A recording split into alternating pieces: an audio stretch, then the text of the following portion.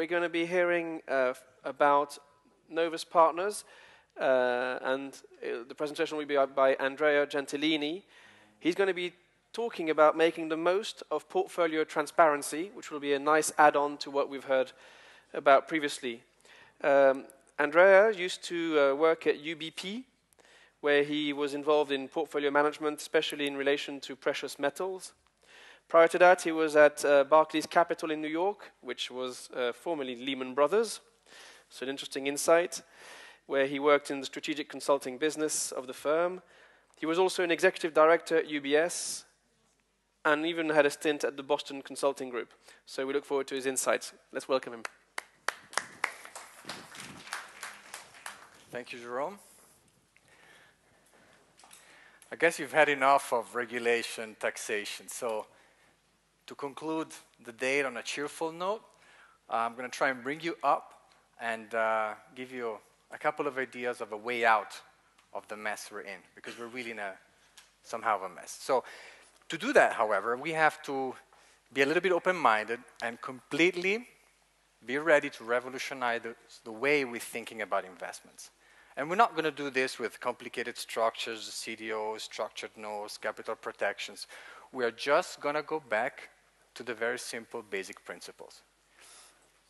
When you get into the office every day, you're there to achieve superior returns. That doesn't mean beating the benchmark.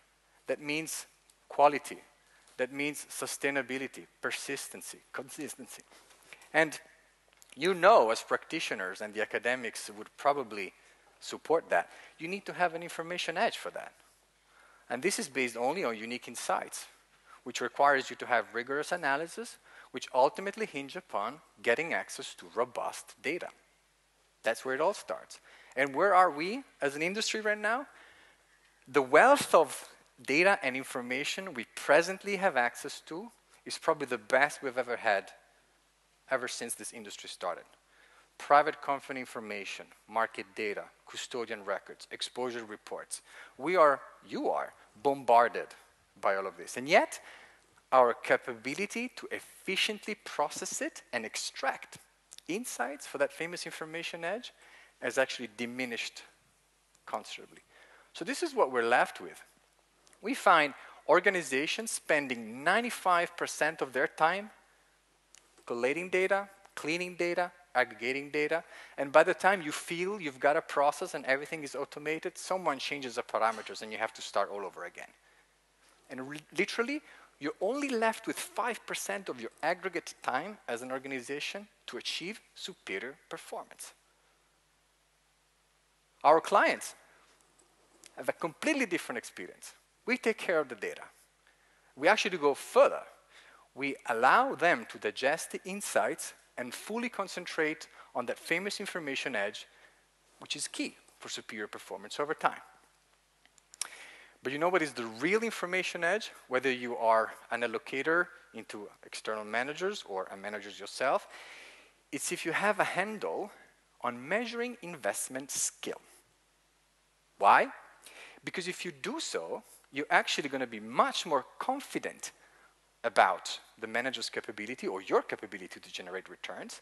And actually, it's going to be a much more comfortable ride, because you know that so long as the manager stays true to his or her investment style, the returns are going to materialize over the long run. So what do we do as an industry? We do the same things since the last 20 years, and we operate here. Returns. Can I really judge a manager's skill based on 36 data points, which is a 3-year track record, which for most allocators here qualifies as a viable track record? Given the noisiness of financial markets, you know the answer. No, of course not. I get it. It's the only quantitative information we may have up until now, but it's not perfect. And what is even more perverse? We actually take those few little data points, which are noisy and non-predictive, and we blow it via bootstrapping techniques in this set of derived statistics that we spend too much time on. And look at this upside capture, and look at this downside protection, and look at this alpha generation over time. Signal theory, I'm an engineer. says that if you have a noisy signal and you start computing derived statistics, it's noisier, so even less predictive. Are you sad? Are you depressed enough? There is a solution out of this, and it goes here. Imagine that I take all of you, and I have you trade whatever asset class you trade for 10 years. I will measure every single trading decisions you made and the associated P&L. All of a sudden, I have 2, 3, 4, 5 orders of magnitude more data, which is going to allow me to extract an insight about your investment skills. It's the input-output. Only here I can measure. Clearly, when that gets modeled into financial markets noisiness to ultimately give you the returns, all that is lost. You may think I'm dreaming, but this is happening everywhere else except in finance. When you log in on Amazon and they tell you you may also like, they're actually pretty good at it. Or Netflix, for those that have used that service in the US. In finance, we're not there yet, but it's coming. Am I dreaming, or do we have a good starting point to do this? It actually doesn't look that bad. Take a look at these statistics that we have processed for you based on 600 investors' portfolio. In 21% of the cases, investors are receiving position-level transparency, and in about half of those cases with P&L. The bulk of the industry now, and it's great, 68% is in category level. So we get a sense of where the exposures are by sector, geography, or mixture thereof, as well as the P&L associated with it. And only 11% of the industry is stuck at this de minimis reporting, which is literally just returns and AUM. And there's a lot of cool things you can do with that. And by the way, I'm not advocating for the perfection right now, which is really on your left side. There's a lot of analysis you can do and a lot of inference, robust inference on investment skill you can do by working on a combination of that. Let's work on practical case studies. Take the example of a manager. You've invested in a manager, they grew significantly, their asset base has tripled, quadrupled over the last 5 years. You suspect that returns are going to go down in the future. Why? Frankly, it's a genuine expectation. I've scanned the literature for you. It actually does look indeed like AUM growth spoils performance, whether it's on a risk-adjusted basis, absolute alpha.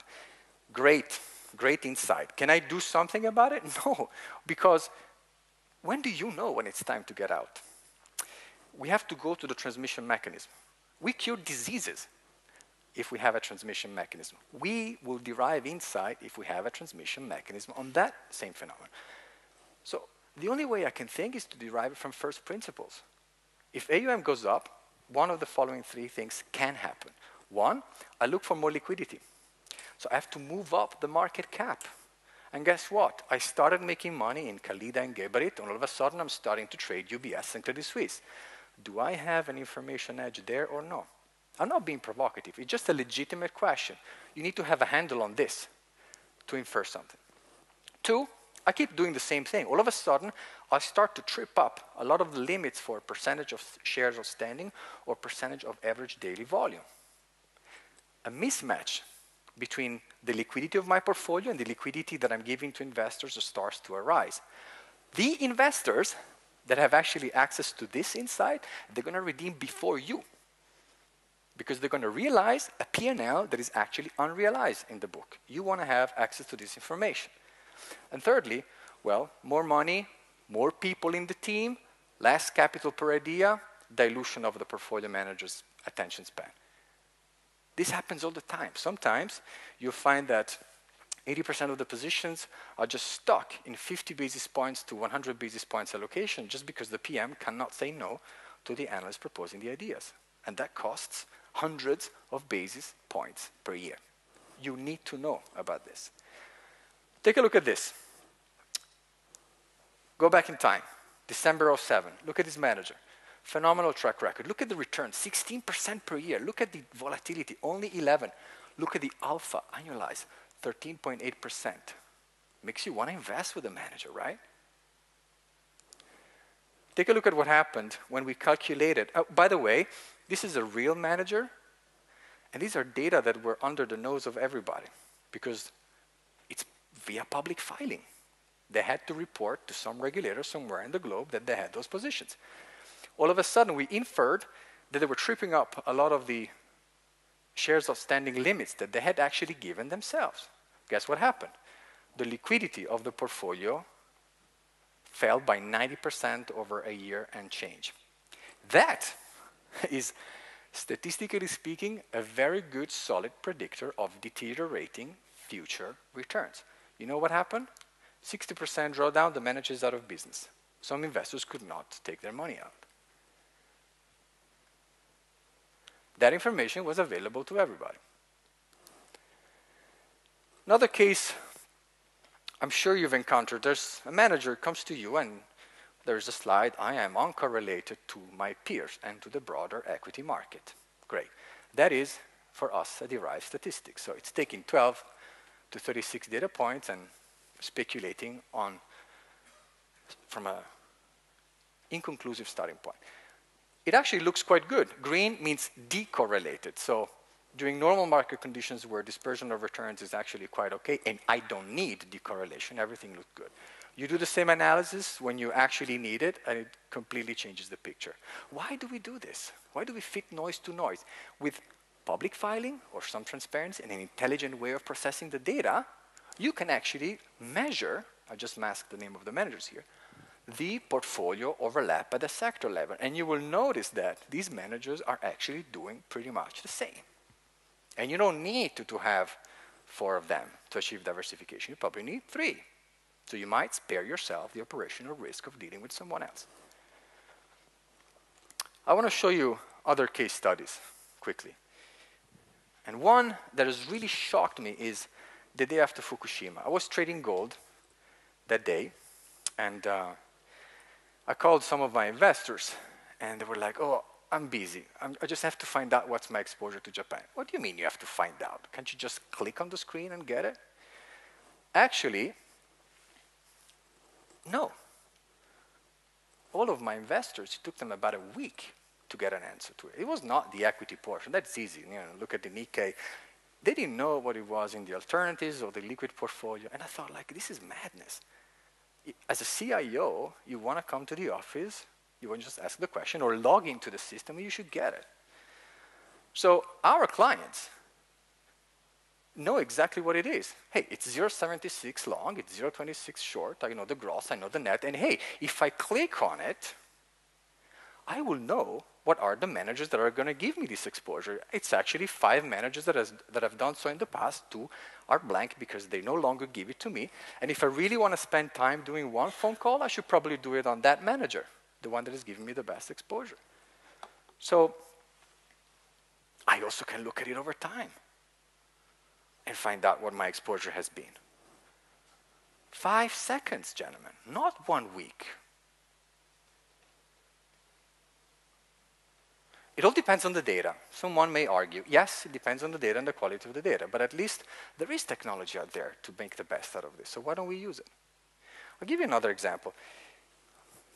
Fair question, you come into the office and say, hey, what am I exposed to as an investor? What are my biggest risks in the portfolio? And again, you don't have to have position level transparency to answer that question. You can work creatively with proxies. If a manager is reporting to you sector exposure, why don't you proxy that with a sector benchmark? So at least you can fill the gaps of the information you're missing. And the reason why is because as we were doing this exercise, if you notice my rates exposure, it's actually fairly high. I have a net exposure to rate of about 17.44%. So my question is, what is my portfolio going to do if I have call it like an interest rate hike environment like we had in 1994? That question's happened all the time. What would my portfolio do if that and that happened? So I don't even have to explain to you what we're doing here. Our clients would simply ramp up their portfolio, and they're going to say, hey, I want to simulate that situation. Markets are going to go down by 4%. I'm going to assume that actually there's a shift in the yield curve that is greater than 1%. I'm going to say it's 2%. I'm going to assume a further flattening of the yield curve, so slope is going to go down to, say, 100%. And hey, I think value stocks are going to outperform growth by 15, and momentum is going to outperform. So how does my portfolio look like? So I click. It's imperfect information, but I notice immediately, hey, I stand to lose 7% when the market is down just 4%, and it's not because of my market exposure, it's just because of my rates exposure. That is one of my biggest contributors. When did I get this? Okay, let me check my rates exposure over time. That is my next question. Was it always that big? Where did I accumulate it? And I noticed that, hey, it's actually only in the last 6 to 7 months. Again, it took us 12 seconds.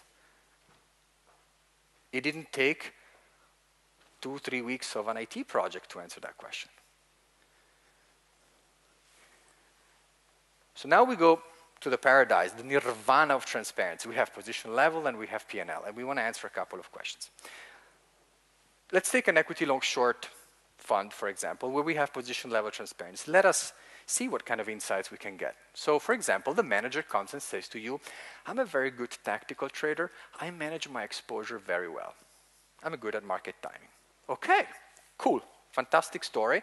If I get your data, all of a sudden I start thinking, okay, why don't I take your returns, and since I know the positions you've had, why don't I compare your returns with the returns of our portfolio that has had exactly your position, but whose leverage has been kept constant?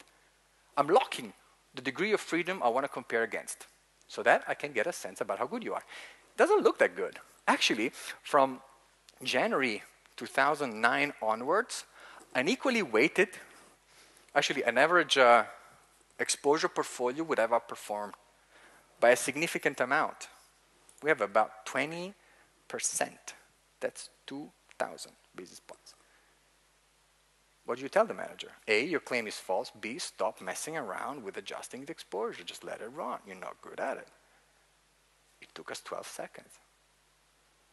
Right? Another thing. Let's say the manager goes and says, you know, because of the intense research we do on our names, our stock picking is absolutely phenomenal. And you're like, wow, this is really good. I'm impressed. Let's look at what the data do. Why don't we go and ramp up the portfolio, and we say, let's analyze it for 1 year. We take 2012. Let's see what we're doing here. We're doing a couple of things. Number one, I just want to start playing with aggregate statistics, okay? For example, betting average. How often am I right? Or win-loss ratio. How much dollars do I make for every dollar I lose? And you know why this is so interesting? It's so that simple. But again, if I take all of you, you trade for 10 years, you, over time, are going to move around very precisely along a behavioral pattern. Some of you are the reflective type. They really think hard before putting a position in the market. You are usually very often right, but you may neglect some degrees of freedom like portfolio construction or trading into the position. Others are more like the quick type. They keep trying.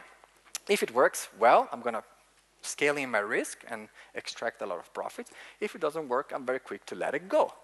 So the first personality, the reflective investor, is going to have a very high betting average, and he's going to have a very okay win-loss ratio. The momentum guy, the faster one, he's going to have a very poor betting average and a very good win-loss ratio. CTA managers are like this. It's okay. So long as their style stays constant, you have a better handle on what they do. But we're not satisfied. 1,000 basis points were generated. We want to decompose it further to see whether stock selection was actually a good component of it, no? So here, think decomposition into degrees of freedom. As a manager, regardless of what you do, your style, your asset class, and your risk limits, you can only do 5 things. You manage exposure, you manage the sectors you're in, the security selection, the sizing of it in the portfolio, and the trading, if you bother to, which you tactically do around the holding period. 5 things. We are breaking down the 1,000 basis points along those dimensions. And hey, 1,000 basis points, if I had put the money that I had at the beginning of the period in the market, I would have done 1,200. So most of the performance is timing. And timing is one of the most difficult things to keep consistent. So we know that if you measure this on a rolling basis, it would oscillate a lot. Security selection, which is one of the most precious assets, is actually negative. The claim is not justified. This, by the way, of all the things we said, is probably the most persistent of all. And now we go further. We could start analyzing, for example, by sector. And we can do it against the benchmark. And take a look at the security selection for the sectors. In cyclical, where I spend a lot of money, for example, for my analyst in doing primary research, I have the worst stock picking of all. I'm being black, but of course there are areas where it's perhaps good, like in financials. The bottom line is that you want access to this information, and you want to do it like Tom Cruise in Minority Report. Remember that great movie where he flips through screens and everything comes at his end? This is where we would like you to be. This is where our clients are right now. So I hope I gave you a couple of actionable examples. Let me conclude briefly by talking a little bit about our clients and the experience that they get. If you go to the next slide, or I could do that actually, yeah. So really we do three things. We do data, we do technology, and we do analytics. And we have a style, which is not compatible with every way of thinking. Believe it or not, out there, there's people who are always saying, Andrea, it's great, but you know what is the real edge? I look at the manager in the eyes, and I know if he's going to make me money. Good luck. My job is to avoid that my pension money is treated that way. And there's a couple of strong bets we've made in all these areas. Take a look at data. I'm sure some of you were managers at big, reputable institutions. Whenever it was a problem about data, it was treated the following way. Hey, just give it to that guy. And that guy was usually an Italian. I can say this because I am Italian. Not paid too well, and he had to deal with it. And guess what? The problem comes back, and you keep spending fortunes to fix it. We've hired people out of Facebook, Google, Amazon, NASA, because there's fantastic technology out there to get this data done. We have OCR and other recognition techniques, web scrapers, fault-tolerant algorithms. They should be put to work, as opposed to us copying from a PDF to an Excel. The other bet is on the technology. I was raised with a floppy disk, even the soft ones, that you put, you install, you start clicking, the sandwich goes, and you have a good report, and you print it, and then 2 weeks later, you can make an investment decision. The future is here. You think, you see, and you act. And it should be quick. We have the technology. Let us use it. And the third thing is, when it gets to analytics, yes, you can hire very bright people, but you need to have practitioners. So I traded $500 million of precious metal derivatives. I know how it feels when you lose and you don't have a clue. Sometimes it happens. It's really, really, really annoying. But I wish I had this when I did this, because I would have observed myself much quicker. I would have gained insights about where I'm good and where I'm not good, and I would have been much cooler. Take risk off where I'm not good. And I tell you where I'm not good. Selling options and hedging it out. I'm very good at trend following. But it took me 1.5 years to find that out. You should get to those conclusions on a manager much quicker. This is where your edge is going to come from. So our clients are the top 100 allocators in the globe. And against their respective industry benchmark, they realize our performance of about 500 basis points on average per year. We're really excited because we're starting in Europe. And we've chosen Switzerland as opposed to London. So I think the CEO of FINMA said it right. Like, this is the boundary condition. Now it's up to you to make it happen. Thank you for your attention.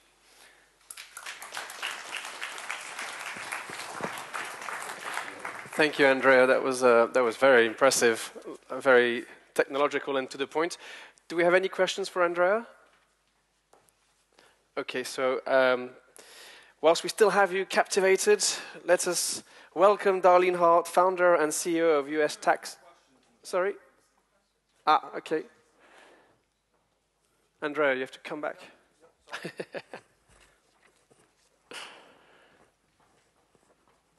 I think it was at the back. So it's actually very hard to see from here. You're not on microphone?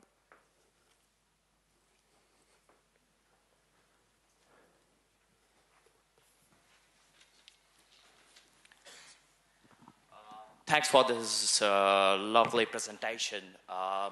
When you talked about exposure of a particular portfolio for your client, are you doing some economic scenario generation? And if you're doing so, to what level of granularity do you go? Economic scenario generation, is that what you said? Yes. So when we showed you the equalizer, which is this DJ-like instrument to simulate shocks to your portfolio, is that what you're referring to? Yes. Okay. So the challenge is not to do it when you have position level transparency, because you can plot the time series and then all of a sudden you fit your regression model and you're good. The challenge is to do it when you're dealing with disparate level of granularities, like every one of you is. You have a manager that is reporting position level transparency in P&L, the other one reports exposure level, and you want to make sense of it. So you work with approximations and you decide whether or not to do with our clients instruct us on the way they prefer. We give them the options, and then all of a sudden we make an inference about that shock. Do you go for some Monte Carlo simulations?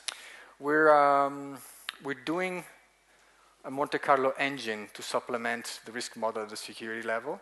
It will be released in a month or so. Then one short last question. What kind of distribution you would be assigning it to? To the Monte Carlo? Yes. I think we will be bootstrapping the historical returns. Simple as that. But, as we said earlier, you know, risk is one of the metrics. So good to have a good handle on the assumptions because of the inference you can make. All right. Thank you.